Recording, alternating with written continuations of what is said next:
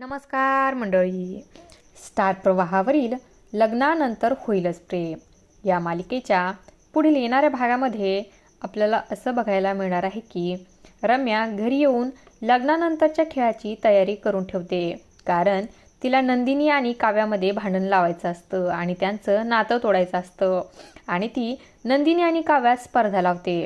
पण त्या स्पर्धेमध्ये रम्या हीच तोंडावर पडते, कारण नंदिनी ही काव्याला पडत असताना सावरते आणि तिचा हातात हात घेऊन स्पर्धा दोघीही पूर्ण करतात आणि त्या दोघीही जिंकतात.